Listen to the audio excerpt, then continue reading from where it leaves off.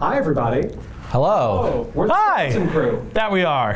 Yes, and 4 of the 5 of us are in one place right now. What? And Amelia is virtually here in spirit. And physically in Kansas. Yes. Well, and that is not because of scheduling conflicts. This was written into the founding document of the Skeleton Crew that there needs to be a designated survivor, so all 5 of us can't be in the same place at the same time. Yes. That's very true. Unless one of us is defending our PhD. It's an acceptable risk then. So we saw Jurassic World Rebirth. We literally... On purpose. Yeah. Wait, does I'm this sorry. Said unless it's my PhD. Unless it's your PhD, right? Yeah. Yes. Sorry, I wanted to be there. Okay, Also, okay, Jesus Christ, that delay.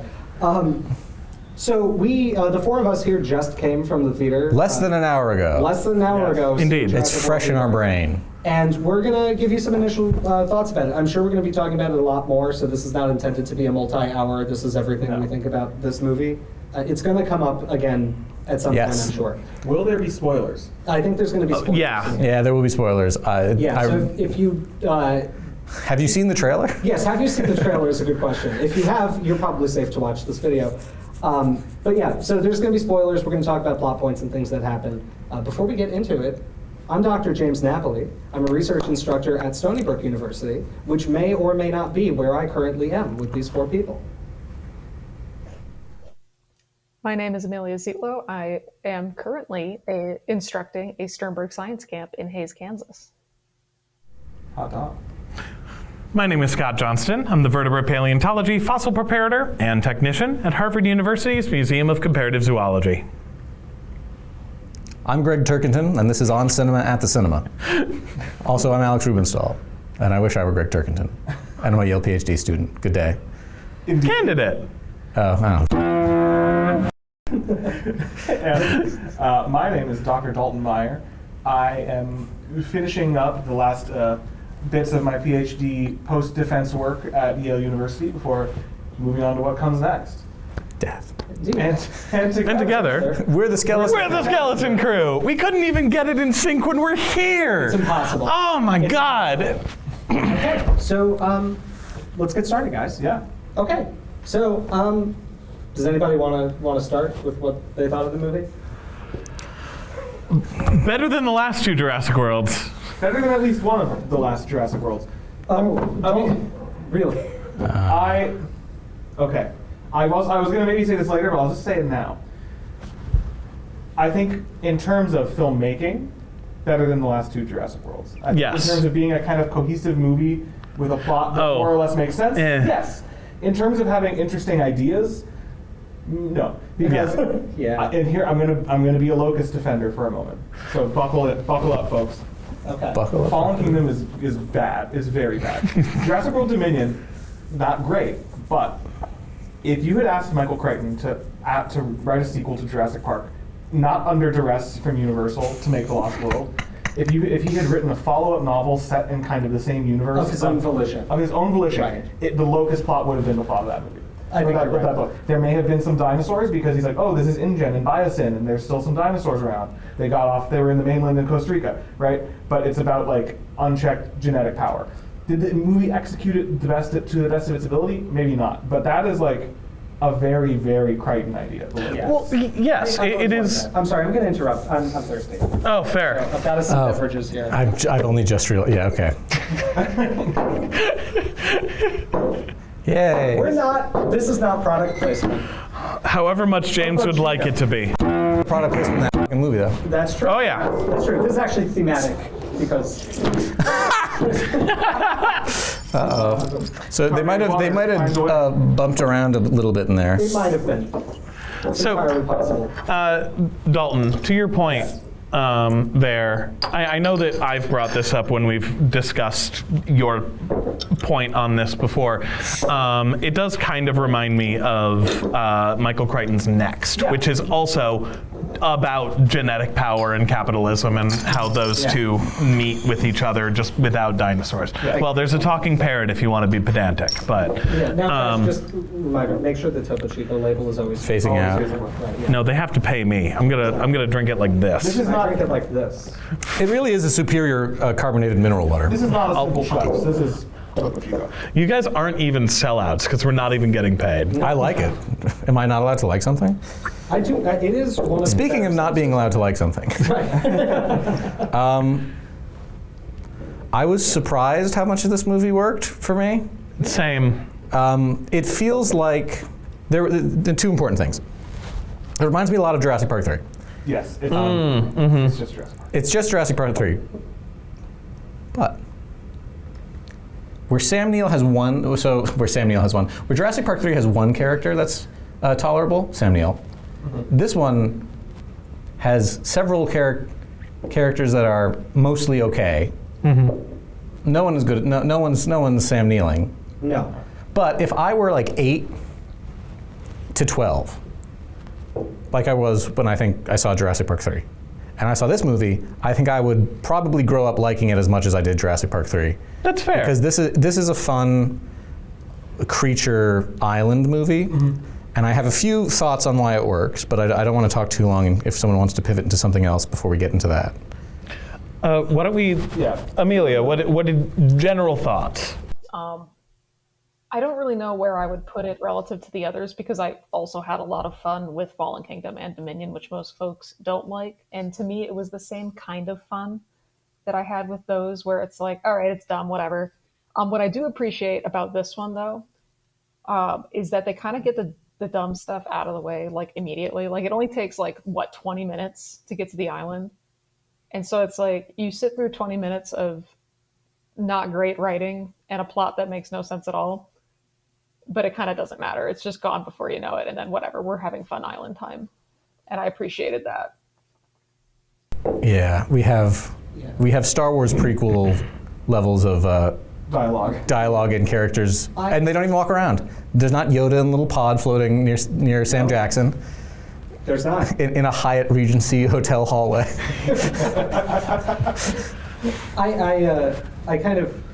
is actually something I also liked about the movie is that, and I shouldn't say I like this because I would have, I guess, preferred that the premise was better in some way. Like, I was kind of surprised at how weak the justification for going there was. Like, a lot of, very, very mildly coherent technobabble about, hemoglobin going bad at the moment of death, which I don't think is true. And also, hemoglobin won't ruin the DNA. That's not what hemoglobin is. So a lot of these things don't really make any sense. And I remember when we did our trailer reaction, we seemed to be we came up with a couple of ideas. Which Not to toot our own horns. Well, I'm tooting mine. Toot what? You know who else I think was tooting his horn at some point?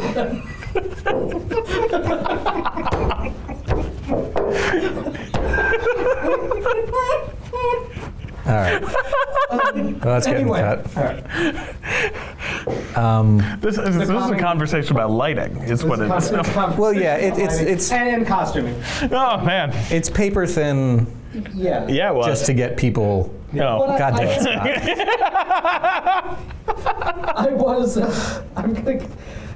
I was just saw that shit first. that the movie just started. Yeah. Like what I like is that it really.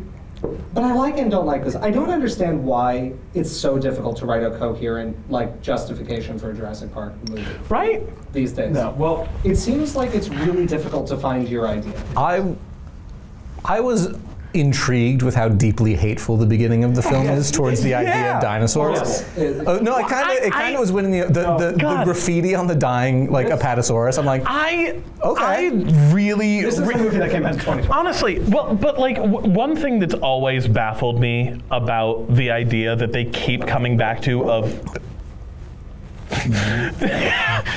nobody gives a shit about dinosaurs anymore has always baffled me, and not just, oh man, the paleontologist is dumbfounded by the fact that people don't think dinosaurs are interesting. No, it's that that idea would work if they weren't selling the movie on dinosaurs. The public loves dinosaurs. Well, so it's constantly trying to push this idea that is so alien. That was what if the absolutely magnificent was so mundane that people didn't care about it anymore? But we're putting the magnificent on TV and we're making $1 gazillion doing it every time. Well, they're meta commentaries about Hollywood. Well, no, I it's, know, no, it's but not. it doesn't work in the Because framing it's a that they're meta doing. commentary about Hollywood in the first one. Now it's lore. That's and true. now it's the People just don't like it's the dinosaurs. plague of any modern franchise, Yeah. where everything is lore now, Well, Yeah. and nothing is thematic or interesting or cool. And I'm going to say that, like, I think that this continues, and listen, I try not to be a lorehead about things. I really only allow myself two things, and they're what I was as a child that I really liked: Star Wars and Jurassic Park. Jurassic Park has never once cared about canon, and they God bless 'em. continue No. to not care about canon Yeah. at all. Even internally in the movie, which are some of my larger issues with coherency, but this is. It does something that a lot of movies do. I was talking to Alex about this in another context for another movie. I don't remember. Spoiler alert.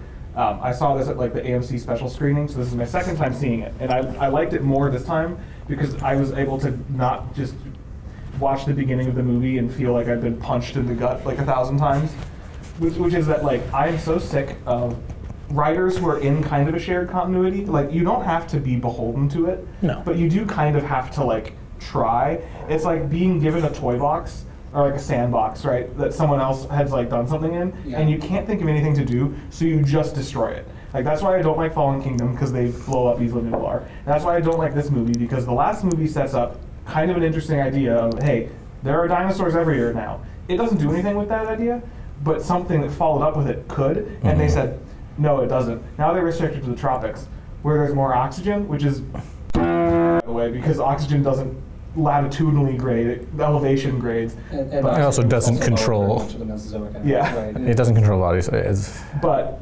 anyway, I just don't like it when it seems like they can't think of an idea, so they just dump everything that. the came Empire's before. back. That's a better idea. I know. Somehow Palpatine returned. Yeah. There we go. Anyway, that's my first soapbox. Yes. Okay, what we could do, here's something we can do, Yeah. is we go around, a short little thing, and you say, what was a character we liked. And if someone's already said it, you have to choose another character, and something you liked about that character, and what their name was. Okay. And if you can't remember their name, that's okay. Is it? No.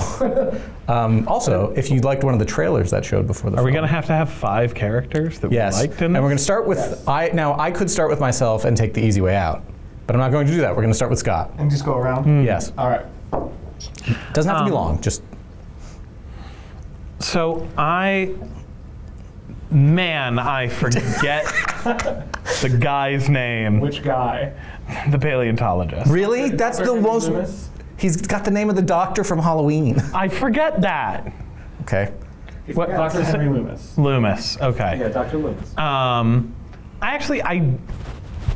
I liked Dr. Loomis in bits. I preferred him in full. I actually liked bits of the paleontologist Henry's character. Especially, I liked that. Like, I liked how he was on the island. For the most bit, there's when he gets on the soapbox when they're in the water. Intelligence. Intelligence isn't actually an indicator of a species doing well or something like that. And I'll have this also dovetail into something that I didn't like that's in comparison to the first movies as well. But I liked how he interacted with the animals. I liked that he was shown as competent, that he was shown as not just a bumbling, techno-babbling like nerd the whole time. That it was just like, I really like the line of He's hot. Duncan, like looking back at him, it was just like, "Oh, you're doing well." He was like, "Yeah, I go out in the field all the time. Of course I would." And I'm like, "That's a good point." No, I It's really nice to like have a paleontologist in this It is. after 3 movies. that. Yeah, seriously. Just Chris Pratt as the Navy SEAL. And I like that he doesn't end the movie hating dinosaurs. No, yeah. Right, It's Yeah. it's cool, and I was going to say that if I had gotten to talk about Dr. Loomis, that was also going to be what I said. Is I like that he was like surprisingly competent, but not at the things you wouldn't expect him to be. Yeah, he's not like a climber. He's not a climber, and he's not incredibly like brave in combat situations. But in terms of like the nuts and bolts of doing, he's not like the Lode who they're just trying to keep alive the entire time. Like he's like, yeah, I spent a lot of my life out in the field, and I'm like pretty good at being outside and not dying. Yes. Yeah. Right. But like then again, he's not going to be hanging off the boat shooting the mosasaur or something. Yeah. Which is fine. But the thing that I didn't like What are you pointing at? is He's pointing at. I'm pointing at the camera. Oh. That's the 6th crewmate over there. Okay. Sorry. You. The thing that I didn't like, and this is something that honestly, if this was another franchise, I wouldn't really care about that much. But given that we just watched Jurassic Park as a watch along, that's available on our Patreon. If you join our Patreon, you can watch us watch Jurassic Park On our Patreon. on our Patreon. Mosasaurus tier. Yeah. It's a good movie. Indeed. Source tiering up. We can- It's a really good movie, listen and to you us. can watch it like you're hanging out with us. It's a good time. But one of the things that we talked about in that watch along was that sure, they have the scientist technobabble, but if you know paleontology, their technobabble is correct Yeah. and also makes sense for what they're saying. It's like what I've heard people say about the like technobabble in The Pit, where it's just like, no, yeah, like that's how it sounds, that's how we talk, this makes sense of what they're talking about in this situation. In this movie, I mean, we could do the really obvious ding that I think everyone will do, which is he starts off by, we need to get DNA from the 3 big dinosaurs of Yeah. the land, sea, and air. Like Mosasaur, Quetzalcoatlus, extremely loud, incorrect buzzer, and Titanosaurus. Finally got one. Right. Yeah, He also calls Quetzalcoatlus an avian. he calls it an Yeah. avian, yeah, which is extra bad. And the 11-ton. Well, yeah, and saying that the Titanosaurus is 11 tons, so apparently this one was on Ozempic or something like that. I want Like- to point out for the audience that Scott, you whispered that into my ear at roughly your normal speaking. I'm not quiet, folks. They were made of aerogel. And it's enormous. It's the biggest sauropod. It's a kaiju. It's so big. I'm kind of mad about it. But so honestly, like sure, like and that's something that's so obvious that I'm surprised even like honestly like a script supervisor didn't pick that up, let alone Steve. But the one that honestly really got me of like, oh, this is just they're using a term that they just don't know, was when they're describing why are they restricted to the tropics? And he just goes, well, the adaptive landscape is no longer fit for them. It's because it's all different plants and bugs and stuff like that. And I Wait, just when leaned the- over to James. I'm like, The boat. Oh, was I buying a beer at this point? you might have been getting a beer. at I this don't point. remember this dialogue. But I lean over to James and I'm just like, okay, correct me if I'm wrong. That's just not what that means. That is. And that's correct. Yeah, that's an evolutionary term. It is. An adaptive landscape refers to the multivariate, like, kind damn of it. idea Let's of. not talk about math now. God damn Well, it. it's like a No, yeah, metaphor. I know. It's the multivariate idea of like, if you map out all the different ways you can be good or bad for your environment, there's going to be peaks and valleys. The Yeah, peaks are It's not a literal landscape. It's not a literal landscape. No, it looks like a topographic map, hence why it's named. It's like a, yeah, I mean, a hill climbing algorithm is not an equation to help you climb a hill. I don't know about that. You should ask David Koepp what that means. And I don't know if we should. Okay. Okay. That was a long answer, Sorry. No, but a good one, because I think he's the one we probably have the most to say about. Now I guess it's my turn to say what character I liked from the movie. And I mean, I think I said this in the parking lot. My favorite character is Duncan, the like mercenary Yeah. of ambiguous background. If only because he's performed extremely well by Mahershala Ali. He's probably my favorite performance in the movie. He's like the most believable and real as like a person, because he's not like a. And maybe this, I don't know. I don't know any mercenaries, so maybe this is wrong. Maybe they're all just, psychopaths. Yeah, I think most of them are. But like, I think so. The mercenary field is known for people who are very empathetic, Yeah. But he seems like a very real person. He's fun. He starts his like introduction is him trying to swindle the big pharma guy in a very obvious way that is pretty funny that the pharma guy doesn't just immediately notice. You missed this scene, unfortunately. That's fine. I was buying Twizzlers and beer. I'm sorry to stop you, but one of the only jokes that really worked for me was when the other guy came up and started doing the same thing. You were like, no, we already did that. Oh, okay. That was very good. But he, like, among the mercenary crew, like, I don't know why he resonates a bit more for me than Zora. They both have, like, ambiguously sad backgrounds. I think his could have been used better in the movie. That's fine. But it's clear that he has, like, some kind of tie to children, and, like, because he lost his own child, and so he kind of has a more caring side for the family that they find. But I like that he is, you know, kind of the voice of humanity for the crew, and they're like, oh, you know, we need to go get the mosasaurus, and then they get the SOS beacon from the family. He's like, no, we're going to turn around and go save them first. And he's just very competent and takes charge and is not, like, ludicrous about it. So I think I enjoyed having that, because that rings a bit true to, like, it makes me think of, like, Muldoon and Roland Tembo a bit, of, like, these very hard kind of characters who aren't caricatures. They seem like real people. You know, like, this is a person who has a job that is unique and hard and predisposes you to kind of being a bit gruff, but, like, they're still a person. They're just a very competent, focused person. I think that's why I liked Duncan the most. Yeah. Was there anything else that you challenged us to say? It was just... No, you got her name. Okay. His name. I don't remember his last. Kincaid? No. Kincaid, yeah. I'm not a monster. All right, Amelia, it's your turn. Okay, so you took what I would have said. So I think after that, I think I'll say I do not remember the name, because it's not said very often. But the dad character I liked, like, he seemed normal and was reacting normally as a normal person would, I think, to the insane things happening. Yeah, I don't know. I think I guess so. For context for everybody else, I only saw the movie at the special preview last week, so it's a little fuzzier for me. But I think, yeah, after Loomis and Duncan, I think it'd be the dad character, because he wasn't annoying or over the top in any way. And I kind of also looked that they just gave him the dad phenotype of mustache, like that particular kind of mustache. So, like, that's good. Yeah.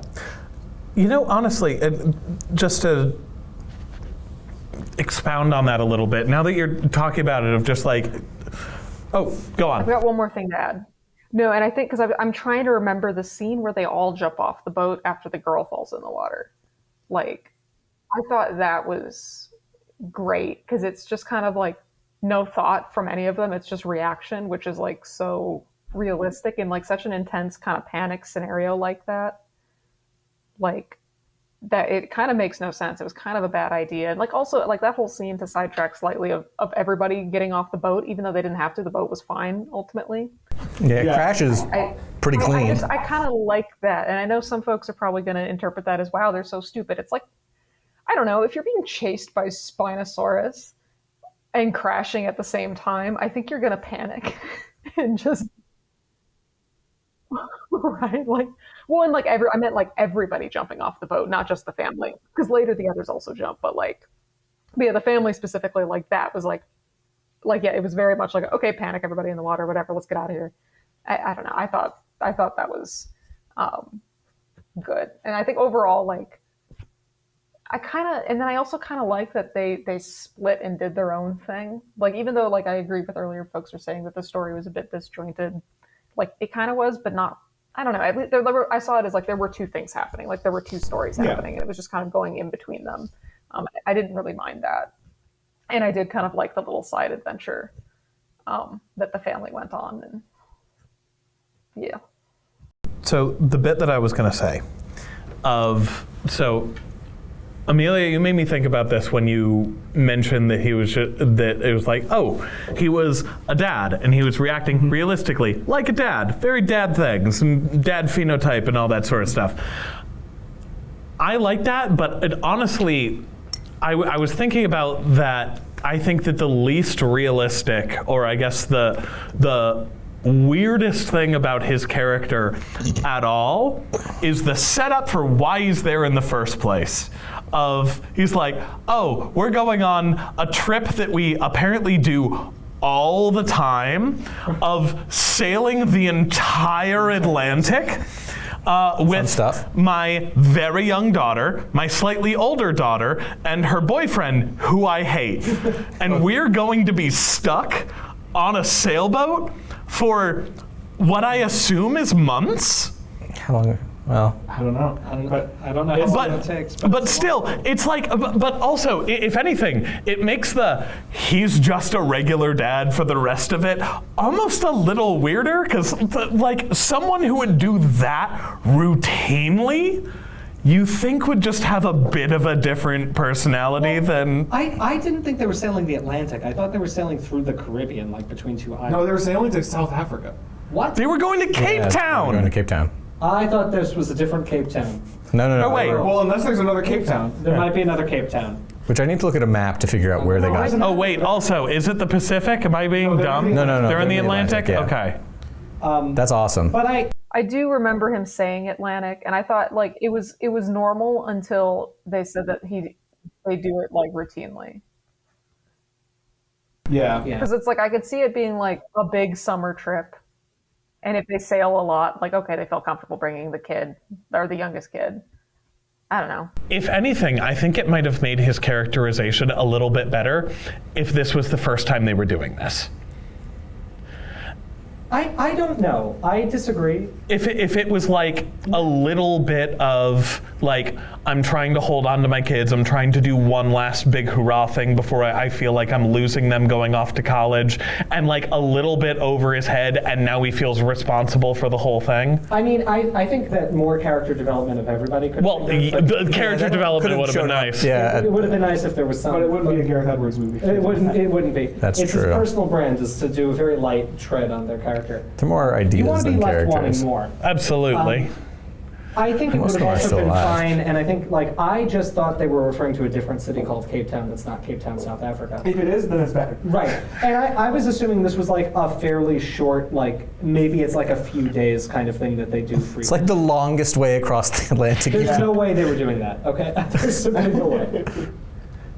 I thought it was supposed to be like, this is like a 3 or 4 day kind of fun thing that we do yearly or whatever. I thought, and that made sense to me. I liked that he was experienced though. I liked that, and before I go into what character I liked that generally all the characters were pretty competent. I'm tired of modern movies where it's Yeah, a like, bunch there's of one bumpers. cool, like, muscle-bound hero who knows how to do everything, and then everybody else is an idiot. Like I mean, like the Jurassic World movies where it's like Chris Pratt can do Muscle bound is very everything. generous, but yes. Chris Pratt's fairly. He's in shape. He's okay. He's not. He's like- not a rock. Well, he's not art. He's not. He's not 80s past, roids. Yeah, we've moved past like. Which is a tons. shame. It is a shame. Yeah, I'm just happy that like everybody was fairly competent. Nobody was making an obviously stupid decision.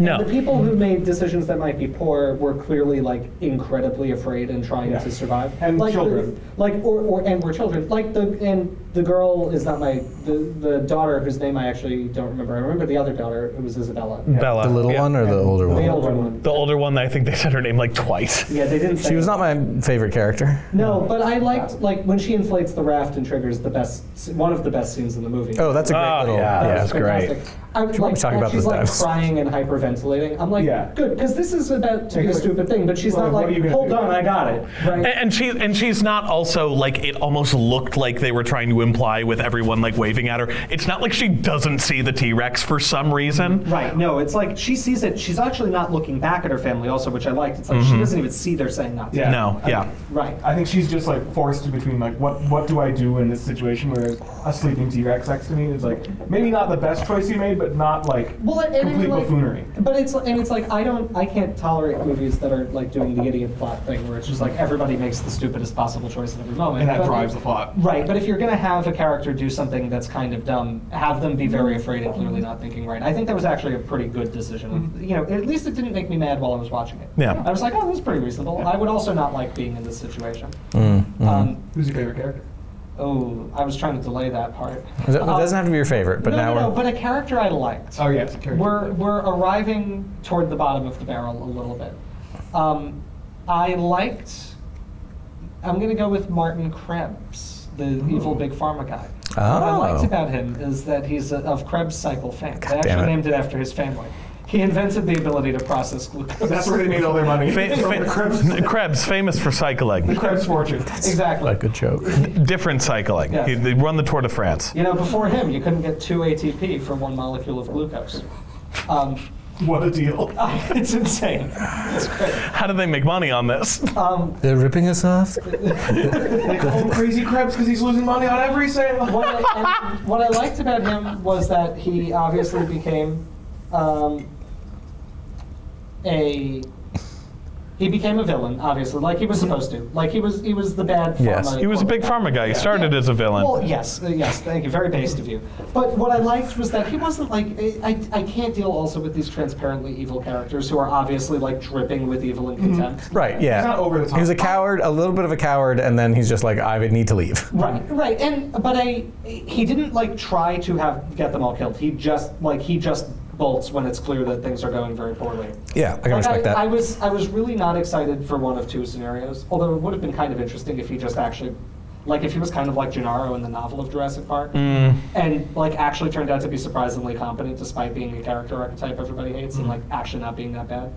I like more that they go for what they should be going for in a Jurassic Park movie where the corporate suit is ultimately not a good guy. Yeah. But I like that he doesn't have some evil plot where he's going to get them all killed and then it backfires He's on not him. going to strand them intentionally. And he's also not like mustache twirling, like every time they get a sample, he's like, we're going to make billions on this. Right, like he's generally trying to help. I can have a Yeah.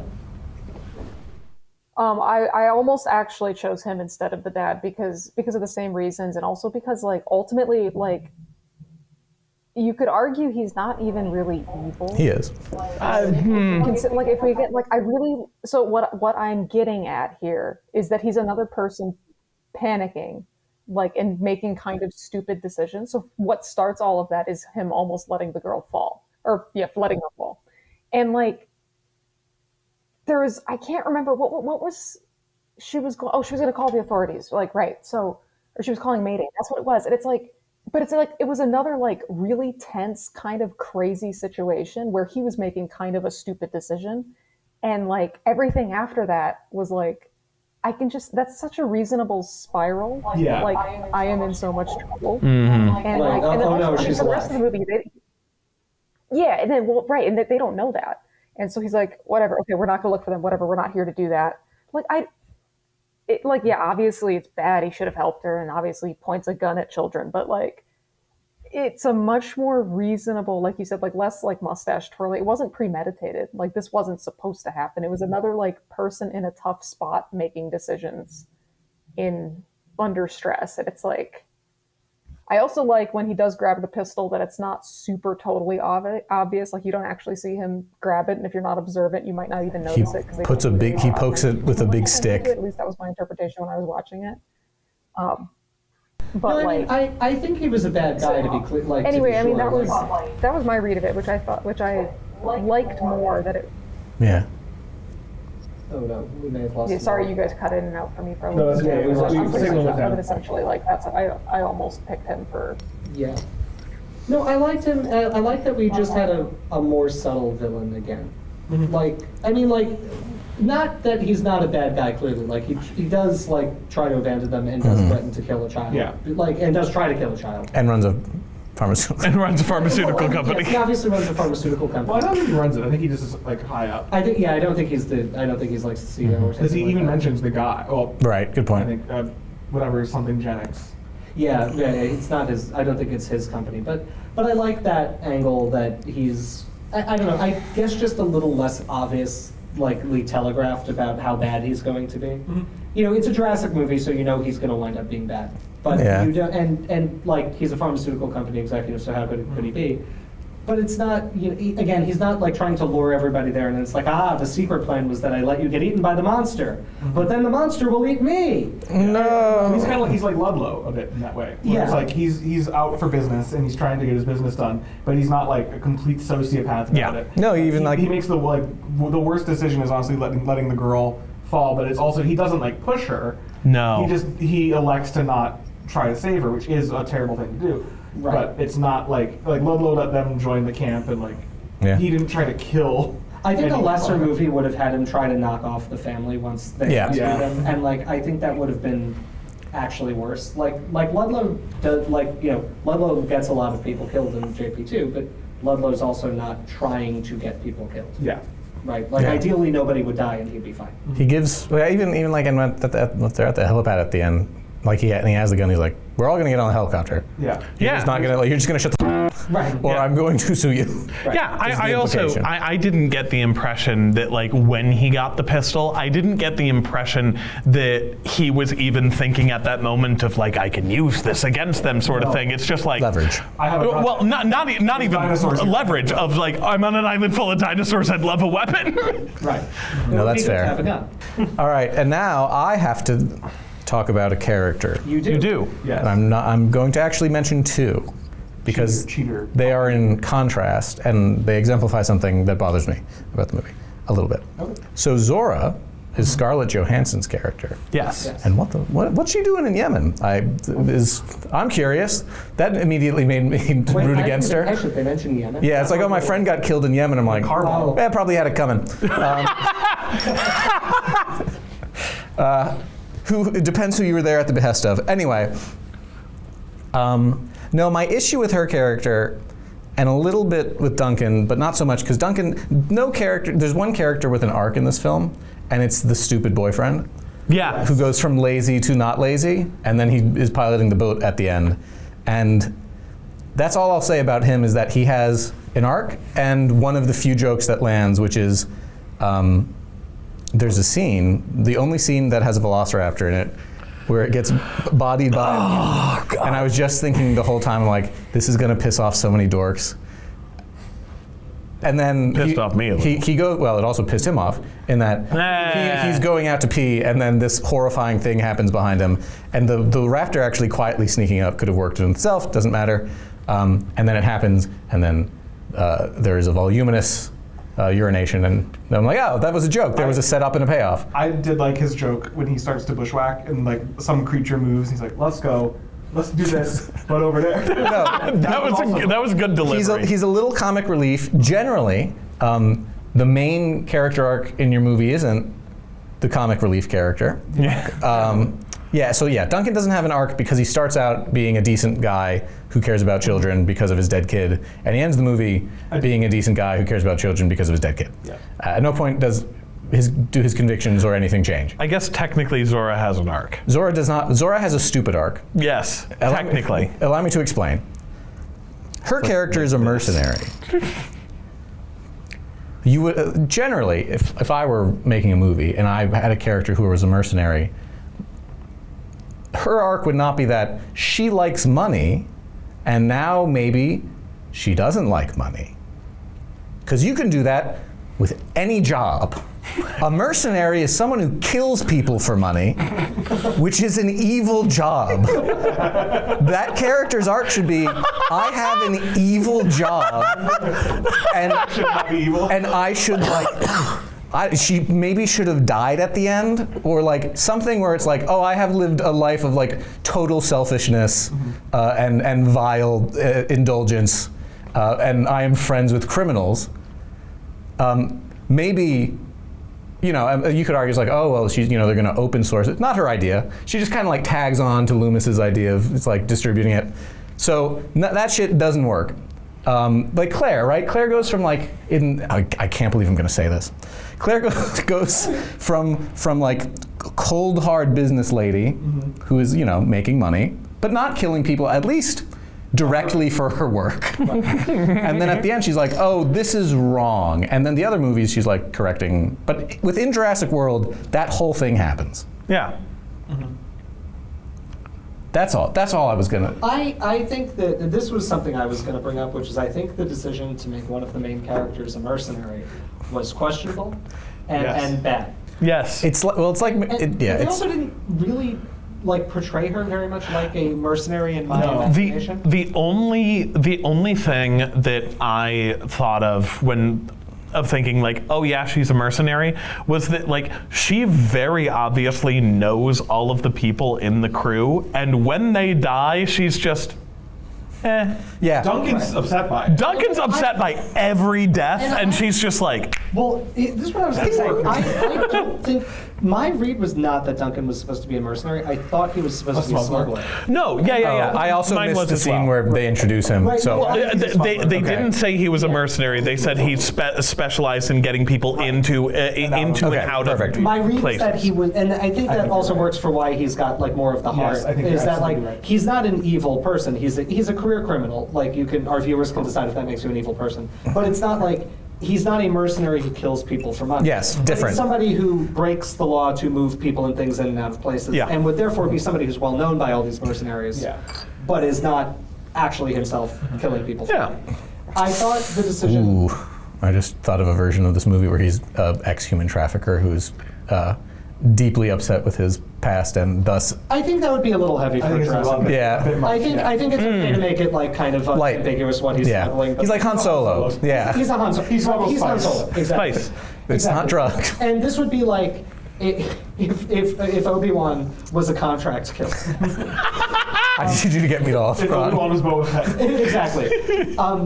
I think that having Zora be a mercenary was weird, and I think it was weird for two reasons. One, again, she's not really portrayed that way. The scene in New York City, she's extremely clean-cut and put together looking, wearing a business She's suit. more like a spy. It gave me the vibe that she was originally supposed to be like a Jason Bourne type government operative, and maybe that was right. Jesus Christ, Jesus. like she was CIA or something like that. What's that? She's just. I said, you know what it reminded me of? She was just playing her Black Widow character, like, which is a spy. Yeah. A spy. No, she's been Ian Malcolmed. Yeah, no, you're right. You're right. She was exactly like that. Yeah. But I would have almost like there are probably many jobs that I think would. I feel like there are many ways that she could have been somebody. Qualified. She's the only qualified person for in that. 7 movies to shoot a dinosaur to death. She is. Well, like she could have been like a wild animal trafficker or something like that. I would have almost liked this if they probably wouldn't go with some sort of legit service for this kind of thing. If you were a company that's going somewhere highly illegal to go to do a highly illegal thing, I would not be contracting a private security company. I would probably be reaching out to the criminal underworld, right? Yeah. Like somebody who you know isn't going to go to the cops Yeah. if there's like a good reason to flip on you right away. Maybe the pilot from the previous movie, bringing in an established character. No, well, that's part of the backstory of this movie that I do appreciate is that they didn't want to deal with anything that happened in the Jurassic So World. much so that they erased its existence. They did. I did kind of appreciate besides the T-Rex showing up, there's very little remember. I think Except this for, movie's Sam full Neill. of member berries. Well, it's full of familiar sequences and themes, but It's let's do raptors in the kitchen, but we'll do it in a gas station. with a mutodon. And I think the only reason the mutodons exist at all is because they didn't want to do raptors in the kitchen again with a velociraptor. Well, I think it's to sell toys. Well, also to sell. Well, which yeah. is again Jurassic Park 3. Because one of the things that I was asking myself during the course of this, if you're done with your I wasn't. Why aren't we watching 28 continue, years continue. later? Yes. Which is a better movie. 28 years later. I would have.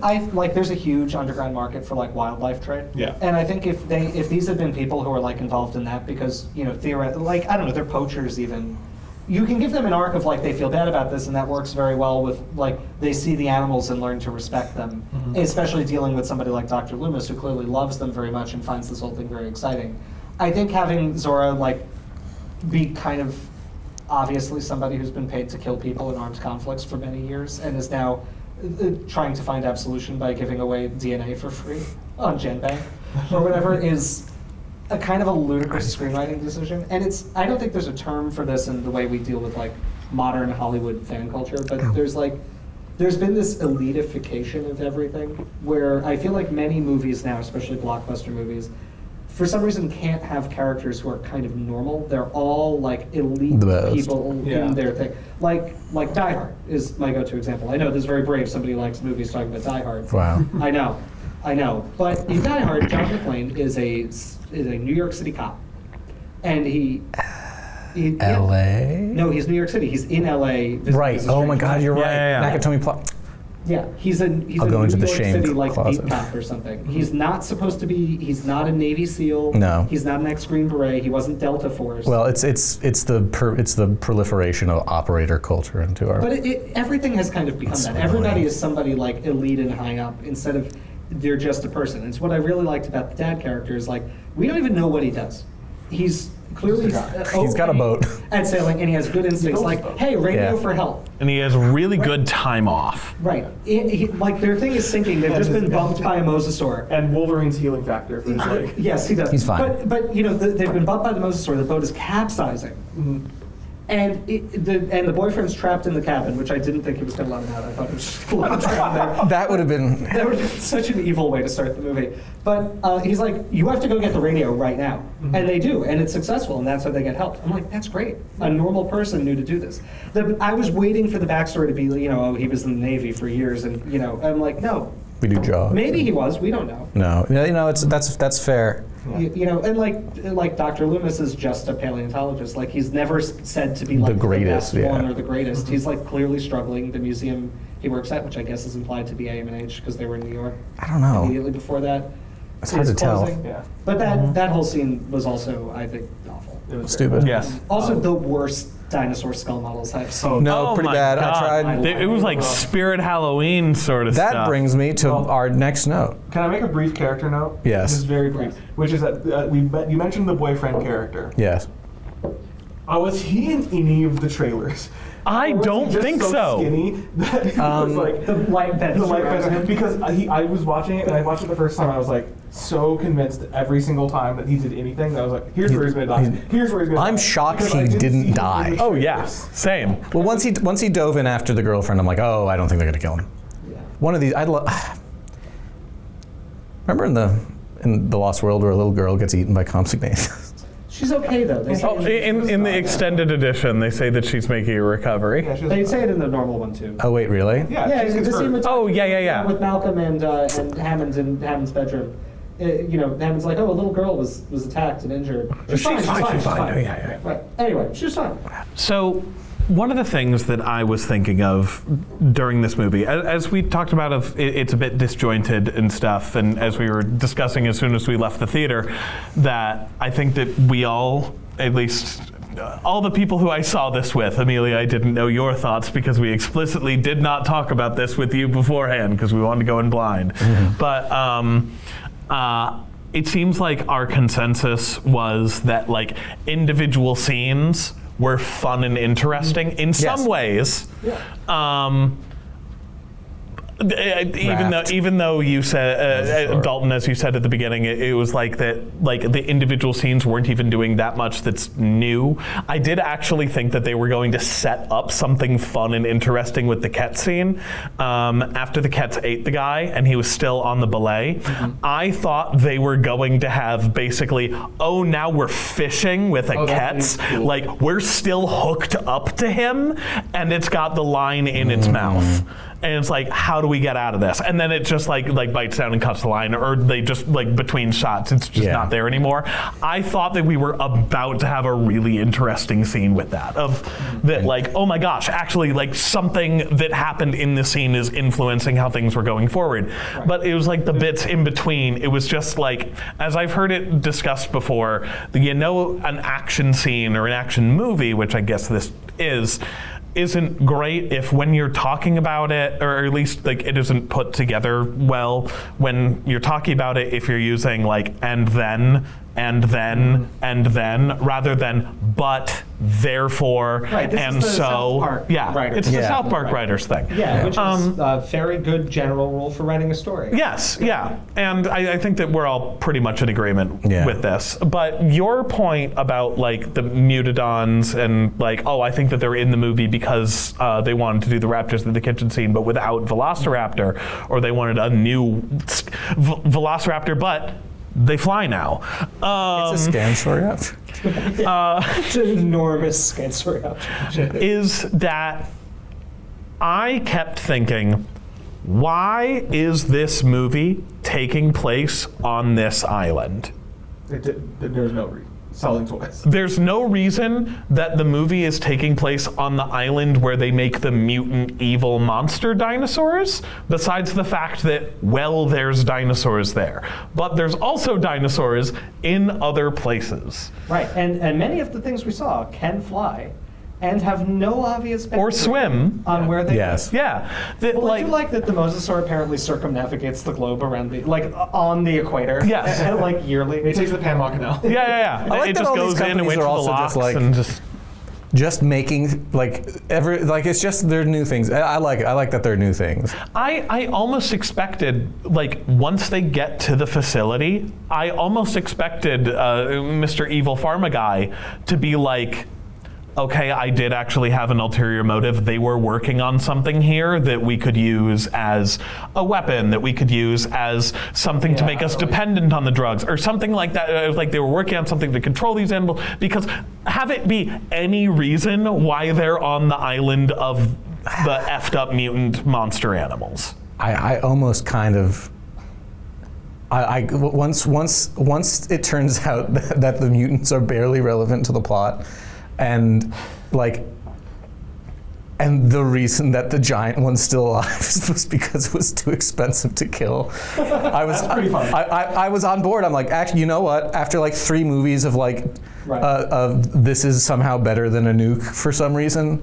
Cloning a T-Rex that you can guide with, like, I don't know, a laser pen is a weapon somehow. Right. I'm just like, you have to point your gun at the target and then. It's almost so understated that I kind of liked it. No, I don't hate that justification for, like, why they're still alive. And it's like, and they just get away from the big thing at the end, and that's it. I'm like, I was like, away. There's no stupid fight. There's no. It kind of worked. It still was, though, that, like, I guess if you're gonna make mutant dinosaurs, have them be relevant to the plot, or otherwise that could just have been T-Rex, just have been Giganotosaurus, just have been another large carnivore. The Mutodons, like, the fact that they fly doesn't even factor into many action scenes. Besides, I mean, they're not flying after people. I thought that the helicopter, and it'd be like, oh, the Mutodons fly. They'll take it down. No, I liked the shot when the D-Rex got it. Cool. That was really cool. But it was I've seen Godzilla 2014. Yeah. I made Godzilla 2014 is what Gareth Edwards. That is my final soap. I don't want to do that right now. Sorry. Well, so I would like to say something Please. regarding the soapboxes, if that's okay. Or Dalton, do you have something you'd like to say? I was just going to say that, like, I had the same thought, and I remember the first time I saw it, I was like, man, like, you know, people don't like the hybrids. I am kind of ambivalent towards them. I actually like Indominus Rex. I'm like, at least Tasty. in the movies where they feature, Indominus Rex and Indoraptor are, like, central to the plot happening. Yes. They're, like, important for the movie. Like, the movie doesn't happen without them, and this movie could totally happen without them. There's literally no plot points are different. And I don't care. So I really dislike the T-Rex. I think it looks stupid. I think it is the most interesting of the mutant designs. Anatomically. Amelia gives What you a thumbs down? Yeah, sure, fine. You're wrong. No, I'm not. It's my favorite hybrid. I like this thing a lot. It's big and dumb, and it's great. Okay. and it's still around.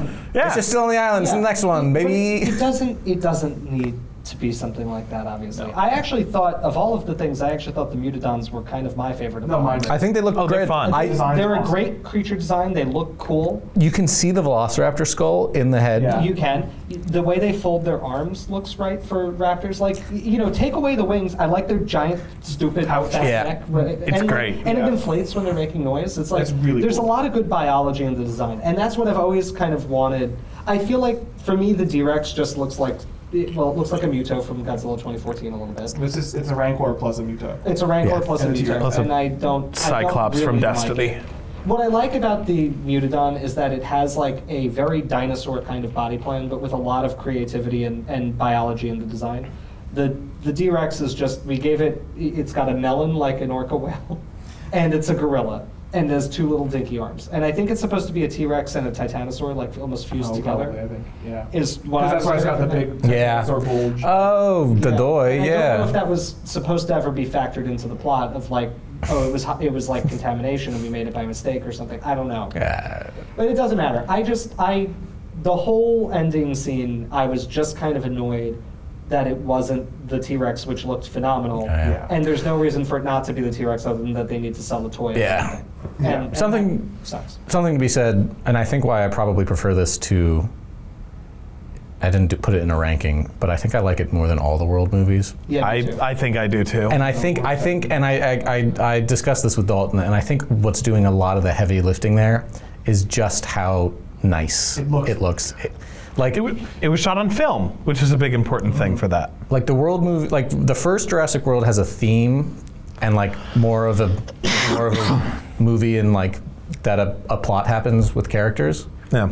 But it looks worse than this, which is doing a lot of work for me. This is like a tiny thing, and it doesn't matter. But something that I kind of really liked about this, and this feeds into what I want to say at the end about Gareth Edwards, is I really liked that the island had geography, and I could like follow where we were going. Like it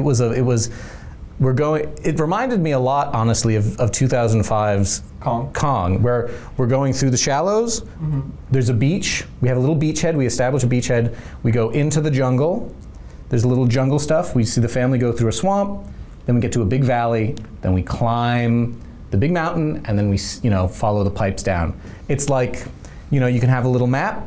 You can follow where the characters are. It's like, when they go to Nublar in Fallen Kingdom, it's like there's a big green field they appear on, and then there's a cliff. There's no sense. There's no sense of where anything is. It doesn't feel like a place that's lived in. And what's kind of fun with this one is that not only is there like a sense of geography, it's like there's a weird temnospondel. There are I loved him. The Dilophosaurus shows up. It feels like an island with a dinosaur ecosystem, except for turned into a blasted heap by the quantity of titanium. I leaned over to Dalton and Scott, and I said it would look like the surface of Mars with that many titanosaurs on it. Yeah. Well, remember, they don't actually need to sustain that much mass. They're only 11 tons. Their metabolism It's like a herd of elephants.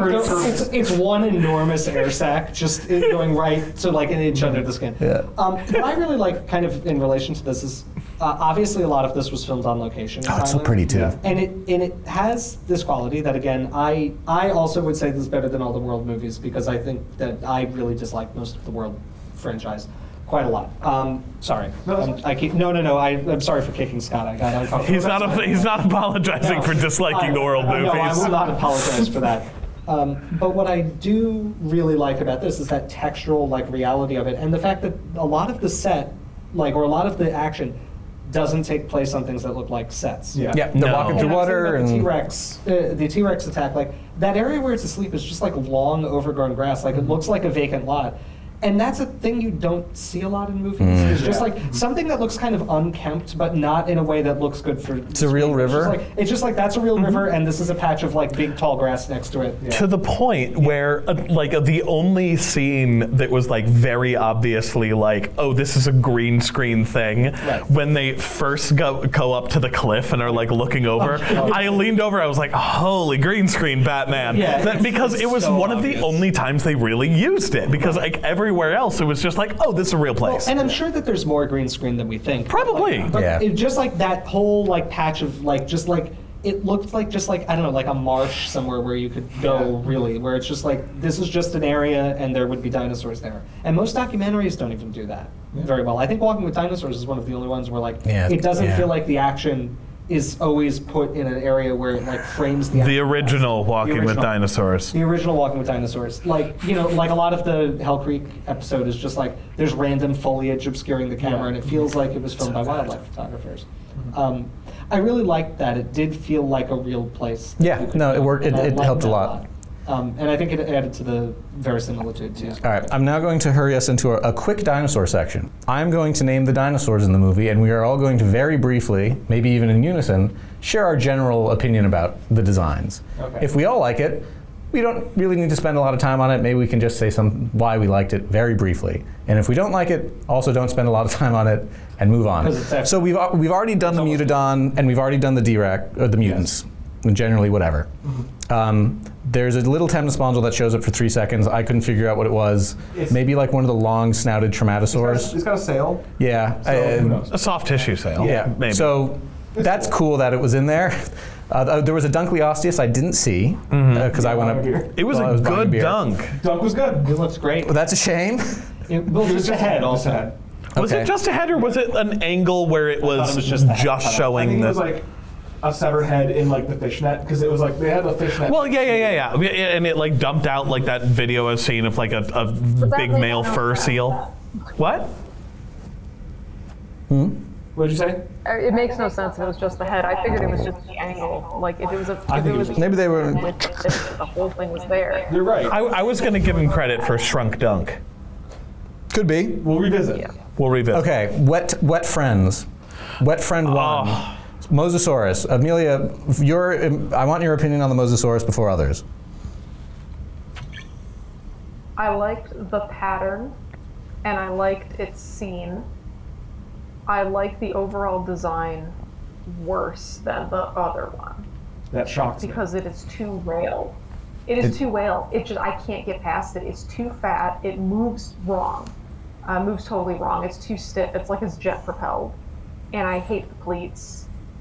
And I hate the blimp. A lot of folks have really liked the underwater scene with the silhouette, and the silhouette to me is so wrong that I didn't like it really at all, other than it was a mosasaur and it was present. And then other than, I did really like its color. Like I like the modeled pattern. And I like obviously the scene itself was great. I'm glad it was doing what it was doing. And having it, because it seemed like it was just kind of having fun. I don't know what it was up to, and especially like the first scene where it knocks over the sailboat. I don't think it kills anyone. There was some follow-up to that. Like, I was wondering if it thought it was another Spinosaur or something. Like, maybe it thought it was a friend. I don't know. Like, because it didn't really do I thought that was the anything until implication after because people of were the in the sail. water. I just thought that Yeah. the character for that Loomis was right, where he's like, it thought it was another mosasaur and it was trying to defend its territory. I like the Well, that was Mosasaur. at least for the bigger boat. I don't know about the sailboat specifically, because the sailboat, it doesn't really attack. It just kind of bumps it. Yeah. No, I thought the Only turns implication was that around it thought it was a and Spinosaur. But it doesn't attack the Spinosaur. Okay, thank you, Amelia, for your input about Mosasaurus. But anyway, overall. No. Well, I didn't think it was attacking it. I thought it was like, oh, friend. Like, because of this in the stupid movie plot way that they're like, oh, they're mutual, whatever, or they're working together. Okay, whatever. So we've established that they're friends. So maybe it wasn't an aggressive bump. It just bumped into it. And it's a small boat and a big lizard, so it knocked over. Yeah. Yeah. That was my interpretation of it. But yeah, in short, didn't love it. I liked the scene and everything about it, but as far as the design goes, especially like here at camp, we actually rewatched just the shark feeding scene with them because they were asking me about how big it was and stuff. And the shark feeding scene, the original Jurassic, and then specifically the underwater shot where it's like wiggling and stuff around, I'm like, yeah, that's more correct. That's a reptile. It was just too whale for me, and that really took me out of it. It feels enormous, too. It's so big. One thing I think was kind of. I just want to say one more thing, which is the shot of it underwater with its little eye kills, like kicks ass. That's really that. Oh yeah. That was Yeah. very good. Well, the Mosasaur, how about that? I thought it was nice. I liked it. Yeah. I liked it. Everyone. I like the little Zalinger-esque or Knight-esque frill they have on the back of it too. Like It was they had fun. a little row of scales down there. Oh yeah, that was fun. On to the better didn't have- wet friend. Yeah. The Spinosaurus, which is my favorite dinosaur in the movie. That's great. It looks fantastic. So good. It's really good. Everyone on Paleo Twitter, the neck isn't too short for two reasons. One, if you actually scale a skeletal correctly, the neck's not too short. Two, we don't have a Spinosaurus neck in the It's fossil record. Sigillosaur. We don't know how long its neck was. It's okay. And it looks phenomenal. It just looks fat because they made it really thick. which They I made think it is beefy. Smart. Yeah. Because a lot of reptiles have pretty big throats. The sail's Especially fun. Fish-eating ones. The tail's fun. I like that they're swimming. I like that they also show it like on the beach. I and, love like, when it gets up skating and into like the water. the sail's sideways and it stands up. That was so cool. Yeah, that was very, very, very They've good. got like the one. It's not biologic at all, but they've got like black sclera. Like their eyes are black with like a orange pupil. Yeah, they're What? Terrifying. I didn't realize that. Cool. There's like one shot where it's like grabbing that guy and it comes into frame and I'm like, oh, it's the devil. No, it is Cool. It was great. easily. Yeah, that's. And I like you get a shot of the little webby feet at once. Yeah, well, underwater. Yeah. Yeah. No, it's so. third Jurassic World Evolution game might be fun if we have that design. I also like that it used the same sound from the old Spinosaurus. I totally missed that. Messes up well, I think it was, I don't know if it was the exact roar that you hear all the time, but it was clearly very inspired by that. And I don't care what that means for the canon. I like it. And I like that we put in a relatively recent scientific discovery. By the way, Spinosaurus was a swimming animal. This is what I think it was. And I like the way that it was portrayed in this, and I like that it was based on some recent science that happened. And that will inspire people to want to learn more. And that's what we want from a Jurassic World movie. So don't make all of your sci-com about Jurassic Park that its neck is too short, because we don't know what its neck actually looked like. I think talking to you could take a little umbrage maybe with like, I don't know if they would swim like open ocean. Into the ocean. I don't know. Especially in the first time we see him. Yeah, but like it's a movie. Who cares? Like it's cool to see them swimming. Yeah. And they're close-ish to the island, so. Yeah, it works. Okay, good. We've done the wet ones. Let's do flying. There are 2 pterosaurs in the movie. And a Neurognathid shows up for 1 second. He's cute. The tail's a little long and it's bald. There's 3. Oh, you didn't see the third There's one. a little baby pteranodon in a cage. Which honestly, also, the little baby pteranodon in the cage, best pteranodon design in any of these movies. Is it fuzzy? It's perfect. Well, it's not fuzzy, but it was fuzzy. Well, it might have had some. It was perfect looking. That kind of thing, but it was. Well, it looked perfect for an adult. It looked perfect for an adult. It was just this big. I just need to point something out. I leaned over to Dalton. It was the beginning of the movie, and I said, Dalton, I want to go pee. I want to go get a beer. Does anything interesting or cool happen in the next 5 minutes? Important happen in the next 5 minutes. It's very important that you said, does anything important happen? And then that I forgot there was the dunk head and the baby pteranodon, because in my mind, you asked this when they were having their long, terrible conversation. But yeah, because I'm like, this sucks. I would like to leave. I was like, nothing happens after this, and I was like, I think maybe the next scene is they talk about like renting the boat. And so I was like, yeah, it's not important to the plot. And then I forgot that you see like 2 blink and you miss it dinosaur moments. Which would have been really fun. I apologize about that. I'm sure you can find them. Yeah, fine. But so the Neurognathus, we should talk about the Neurognathus. It's fine. I know. It's like 3 seconds. No. I just wanted to say, I retract my point earlier about saying a paleontologist wouldn't casually refer to non-dinosaur animals as dinosaurs, because Dalton just did it to Dunkleosteus and the Pteranodon, so we're going to have to kill him. All right. I'm going to have to. I'm calling John. You didn't do your PhD on dinosaurs. It's true. That's a good point. That is a good point. That was it. Please go. So the Neurognathus looked cool, but you don't see it for long enough to say anything other than that. It was green and it was cool and cute. I was honestly hoping that like there's a scene when they get to the little like compound later on and a bunch of things are flying around them. I was like, are those a Neurognathus? I just think they're birds. There are things on the backs of the Titanosaur that look, which might be the same thing. Really? They just look like birds to me. They were just birds. I think they're pterosaurs. But they look great. But that's getting to the Titanosaur. Well, no. Well, now we have to do Quets because we're doing flying. Cats. Yep. Cats. It's a redesign. It's less feathery. The head's a little dumb. I like that the tongue has gross keratin stuff on it. It's like you'll see it for 2 seconds. But you know what makes up for a lot of what I think is an inferior design to the Dominion one? What, the personality? Which is, it has a Looney Tunes character personality. When its head pokes up and it's eating that guy, I'm like, this is a character Bugs Bunny would interact with. So, why are all the pterosaur kills in these movies like the most horrifying ones? It'd be a terrible animal to die. That's a good point. I kind of did a flip on how much I like the cats. When I first saw it, I hated it. Like when I saw the trailers, I was pretty soft on it because I'm like, we don't really know what Quetzalcoatlus looked like all that well. Like you can forgive the skull. I don't really forgive the skull that much. Like I think they're pushing credibility a little bit with the like calling it a Quetzalcoatlus. However, upon second viewing, I really just paid attention to how it was acting. I wish it was all feathery, but it's got like these really long quills that it keeps popping up and down, and it just like. I don't think Quetzalcoatlus would act like this, or maybe even be able to move like this. Like climbing up the cliff or nest wall. in a crevice. Yeah. However, I loved watching that animal. It was so It's fun. cool. Yeah. And I love that its introduction is it's honking back at the hammer like a turkey. Yeah. Which is so funny. That was so cool, and like I think one of my favorite details of the entire movie. It was cool. I hate the design very much. That's fair. But I love this sequence that it was in, and I like the character put in, and I love this is the thing Gareth Edwards does a lot. Like a lot of these small details of like animal behavior and things. Like he likes to add these little biological things that make them feel a little bit more plausible, and I appreciated that. I think the head looks not like even a part of this franchise, let alone whether it looks like something reasonable. Like it looks like it's from a different, it looks like a How to Train Your Dragon design. It's like so angular and unrealistic looking to me.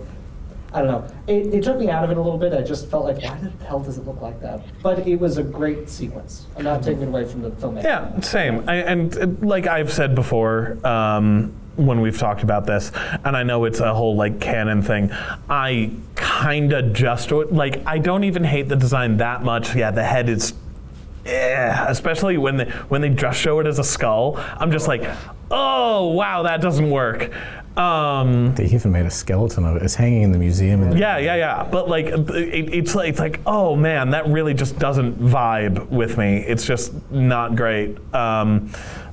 Especially because like, wow, the Dominion Cats is so good. It's good. It's a shame But it just doesn't do anything. in that movie. Yes. Well, besides that, just the design's fantastic. I do really, like, a lot of my qualms would be alleviated with this if they just, like, if they made the head a bit more narrow, if they just, like, neatened it up a bit more, and then just keep most of the rest of the design and just call it Hatzegopteryx. But we Just don't- but every say time- that it's a different thing. That would be fine. What it looks like. Well, no, We don't have a skull either. I like the look of one better. yeah, well, what it really is referencing, though, is everybody on Paleo Twitter's been saying, well, they made Hatzegopteryx and called it Quetzalcoatlus because they think Hatzegopteryx look like that. Oh, okay. Yeah. Yeah. Yeah, well, I'm sorry, that's what I was. Sorry. I thought you were admonishing me for something. No. She's referring to Yeah. that. I thought. Yeah. Sorry, I'm just it's a trying to get ahead of poison. the delay. I mean, Okay, I'm keeping us on task. There are more dinosaurs. We're going to go through two very quickly. There's a dead Parasaurolophus. It's the Dominion one. It's It great. looks good. No. Yes, it's the Dominion one. It looks great. The Dominion ones are made by Biosin. Why is it on this island? They just don't care about internal no, continuity the at Dominion all. ones weren't made by Bison. They were loose from InGen. Then why have we never seen them before ever? I think it's just a retcon. I think it's just a redesign. I think what they do for these movies. I'm sorry. Like, They're also painted in the mural in the museum. they are. Just let the dinosaurs look the same from one movie to the next, please. No, Please? we can't. Not the Raptors. They look different every movie. Yeah, well, except Except for the only movie in this franchise that has cared at all about trying to make the dinosaurs look the same between them are the first two. Yeah. That's why they're the best two. Because they're both. It's George Lucas doing Eth Koth and Agent Kolar. It is. So I think that I think what happens every time they make one of these movies, or I think when they added Steve as a scientific consultant, is I think they basically negotiate with him and they're like, you can fix something. Or like, you can fix one little detail that nobody cares about, and you can fix one dinosaur design. And it has to be one we don't care about. So they're like, you can do Parasaurolophus, that's fine, knock yourself out. So Steve like helps them redesign a very, very anatomically accurate Parasaurolophus that looks beautiful. And then they're like, you can choose one other thing. And he's like, the wrist should not be pronated, which they weren't in Jurassic World Dominion. Yep. And they were like, thank you for your input. Back into the dark That's hole. it. Yeah. We will name the lecture theater after you. Okay. Okay. Anyway. Anyway, so dead Parasaurolophus. Fine. The Ankylosaur shows up for 3 seconds. Still looks ugly. it's still awful, Yep. But it's mostly in the dark, so. which makes it look better I because you also can't feel see like it. The pedestrian ahead. Pedestrian ahead. It's just a huge That was hiccup. one of the only jokes that worked for me. It was. It was funny. Other ornithicians. There's the aquilops. I Dolores. liked it. Yeah. I liked it a lot. Cute. Fine. I like that it helped the traumatized child. I like that it stood up on its little legs. It made cute sounds. It's A fine. little bit too much of a frill, but we're nitpicking. We don't really know that though. Really? I thought we just had the whole skull. No. We have like part of a skull. Oh, I didn't Just know the that. A rostrum and like a little bit of the front. Oh, okay. We don't have Okay, much. fair enough. I thought it was a whole skull. It's very heavily deformed. Fair. Yeah, it's a little. It's pretty squat. I like that they didn't. I never felt like I was being beaten with how cute it was. No, No, they had a gentle hand. It felt slightly forced into the movie for me. Like, it didn't feel that organic that it was happening, but I was like, No. I know we need a baby Yoda, and this is like, Does that count as her arc? Because she doesn't like dinosaurs at the beginning, that's right. and then she gets a friend. yeah. I guess that, but she's like 4, so I don't And then she does expect them- bioterrorism Well, by no. taking a genetic I feel mutant. like when she's trying to, like, when it's like approaching her bag, I realized that she was trying to shoo it away when she saw the enormous T-Rex. I thought she was like, Dolores, I've got a living hell I can welcome you to right now. Would you like to be in the water being chased by your mortal enemy? No, yeah. So Enter the backpack. I don't really have much to say beyond that. I thought it was cute. How about y'all? It was Yeah, cute. I feel like it felt like a fairly transparent, like, this is our little hero animal, which is Yeah. what they call it. Doesn't really But I do- don't really care that much. Like, kids are gonna love it. And it didn't look like it looked. Oh, look. Very good, yeah. And it doesn't really do anything heroic at any point. No, I No. was waiting for it to like accidentally save the day, and I was going to get annoyed, and I'm glad they didn't. Like, I thought it was going to somehow get through the bar and like hit the thing to Yeah. lower the boat at the end. Which I appreciated. It also didn't like ruin their cover or something No, like no. that. It was just there. Right. It's It was just there a and cute. friend. Yeah. Right. Okay. And she's condemned it to a horrible death when it leaves the equator. Where it Yes. survive. Just keep it in a hot room. Okay, so those are the Missed it like a ornithischians. Just like cameo dinosaurs. quickly. Titanosaur. Well, Just there's the Dilophosaurus, which looks fine. Yeah, Dilophosaurus. There's the Velociraptor, which is in the shadows and looks cool until it's killed. Apparently the design's really good. You can't tell. Well, it's a male and a female. You can Oh, tell that for the the love coloration of of God. the JP3 ones, because the coloration on the one that runs off is different than the one that gets killed. Would have been cool to see that. Would have been nice. Yeah, it looks more modeled too, like the white and. I'd have to see. The blue head and like blue and orange. Yeah. I am sorry, I'm a dino weenie here. I'm kind of annoyed that we don't get any Velociraptor other than that. It's I am too. it's It's like part of the franchise DNA for It's been a feature animal in every movie. Right, and it's just like, haha, this is. and they did a good redesign. They did a good, right, it's like, I feel like there must have been a scene they cut. Yeah, or maybe they're saving it Maybe for the they are. sequel. Well, it's like if the D-Rex had killed and replaced the T-Rex, I would be like, this is very stupid. Well, I think they would have.